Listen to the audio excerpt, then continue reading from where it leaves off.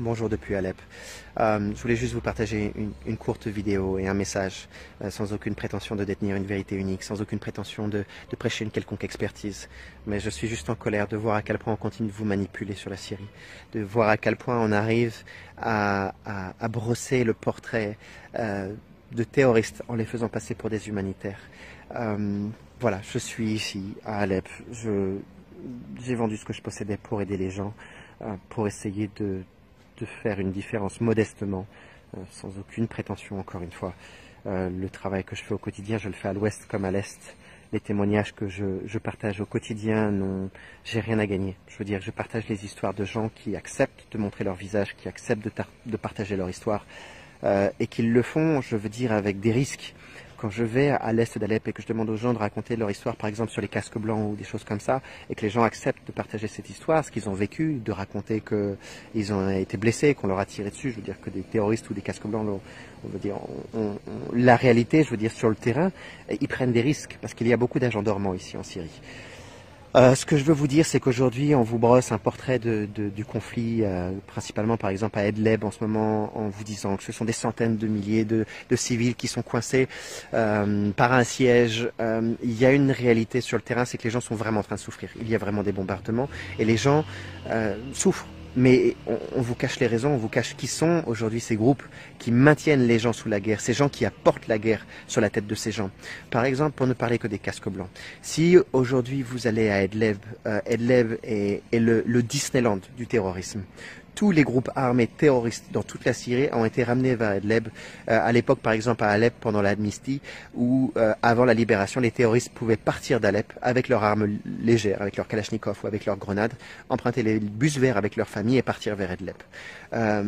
Toutes ces familles que vous voyez souffrir à Idlib ou dans d'autres quartiers sont des gens qui sont otages. Je veux dire, ces gens-là n'ont pas le choix. Ces gens-là n'avaient pas le choix de quitter Alep avec leur mari djihadiste, n'avaient pas le choix de quitter Alep. Ceux qui voulaient rester à Alep et qui sont partis en zone ouest, c'est-à-dire 85% des gens qui étaient à Alep Est à l'époque, sont venus ici de leur propre gré. Je veux dire, à l'époque, les couloirs humanitaires étaient bombardés par les terroristes. Les gens qui essayaient de sortir par les couloirs humanitaires étaient tirés par les snipers.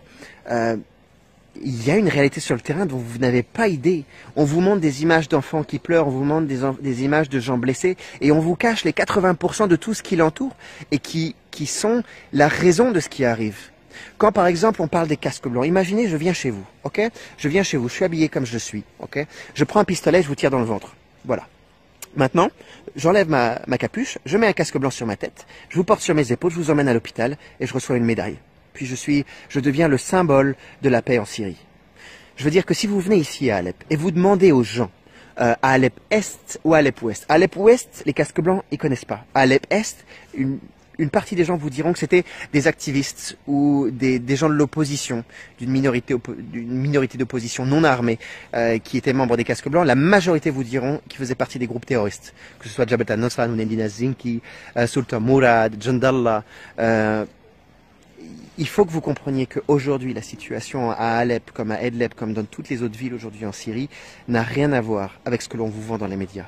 Il y a une réalité sur le terrain que l'on vous camoufle, des images que l'on vous croppe, des témoignages que l'on vous montrera jamais. Je veux dire que si vous regardez bien ce qui s'est passé à Alep, comme encore aujourd'hui à Idlib, je veux dire, on efface la vie humaine. On vous montre que des gens en train de souffrir. On vous montre simplement ce que l'on a envie de vous montrer et on se sert de votre empathie. On se sert de votre affection pour ces gens qui souffrent avec votre regard de père, de mère, de frère, de sœur. Ça me rend terriblement triste et en colère quand finalement les gens ont vécu tellement de malheur ici, quand les gens ont tout perdu. Parce que tous les jours, encore aujourd'hui, on recevoir des morts, on continue de recevoir des mortiers, on continue de recevoir des roquettes de cette fameuse opposition, de ces fameux rebelles, ces bouteilles de gaz que l'on reçoit, que l'on peut encore trouver ici. Il y en a un petit peu partout. Hein. Si vous allez même tout autour, ça par exemple, c'est ce qu'on appelle les bouteilles de gaz, qui sont utilisées pour les canons de l'enfer. Je sais pas si on peut la voir correctement. Ça, par exemple, quand vous la recevez sur votre immeuble, ça vous rase 2 étages. Et ça, encore tous les jours, on les reçoit. À côté, c'est un système de détonation qui est utilisé pour les souterrains. Là-bas, c'est pareil. Je veux dire que il y a tellement de choses que vous ne savez pas. Je veux dire, et encore une fois, je n'ai pas la prétention de vous dire quoi croire, et je serai le premier à vous dire de ne pas me croire, de ne pas me faire confiance. Mais ce que je vous demande, c'est d'ouvrir vos yeux, d'essayer de comprendre qu'il n'y a pas une vérité unique, qu'il n'y a pas de tout blanc, qu'il n'y a pas de tout noir, et qu'il y a une différence aujourd'hui à faire entre des gens qui se disent de l'opposition, qui sont en dehors de la Syrie, qui ont leurs raisons, qui ne soutiennent pas forcément les groupes armés, mais qui ont leur raison d'être contre le gouvernement, et les terroristes, qui aujourd'hui sont une majorité. Ici en Syrie, ou à Alep, comme aujourd'hui à Idlib, vous trouverez de tout. On trouverait des Tchétchènes, des Ouzbeks, des Afghans, des Européens. Comment on peut parler aujourd'hui d'une révolution? Comment on peut parler d'une guerre civile? Ça n'existe pas. Demandez à n'importe qui, venez ici, venez par vous-même. Si vous avez des doutes, si continuellement vous lisez les mêmes médias, si continuellement vous écoutez les mêmes personnes, et que vous avez l'occasion de venir un jour ici. Regardez, je suis ici, je veux dire, je peux venir ici, je suis pas tombé par l'opération du Saint-Esprit. Et les portraits que je publie, tout ce que je fais, ce sont des gens qui prennent des risques, encore une fois, qui osent partager leur histoire, qui osent montrer leur visage. J'ose montrer mon visage, et tout ce que j'ai fait jusqu'à maintenant, ça m'a coûté très très cher. J'ai reçu des menaces de mort, j'ai été diffamé, mais honnêtement, le temps parlera. Alors moi, ce que je vous demande aujourd'hui, c'est simplement d'ouvrir les yeux, pas forcément de me croire, mais d'essayer de comprendre que ce qu'on vous vend sur le terrain, ce qu'on vous montre, c'est peut-être 20% de l'image. Les 80% sont à vomir. Et les gens ici ont payé le prix et continuent de payer le prix. J'espère simplement que vous ouvrirez les yeux et que vous essayerez simplement d'ouvrir votre esprit. D'ouvrir votre esprit. Les gens continuent de mourir, les gens continuent de souffrir, c'est une réalité, mais posez-vous la question, pourquoi? Et quand on cessera de soutenir le terrorisme, quand on cessera de brosser leur image, quand on cessera d'essayer... Oh, j'ai plus les mots, je suis fatigué. Voilà, écoutez, je vous partageais juste ces quelques mots depuis la vieille ville, enfin ce qu'il en reste.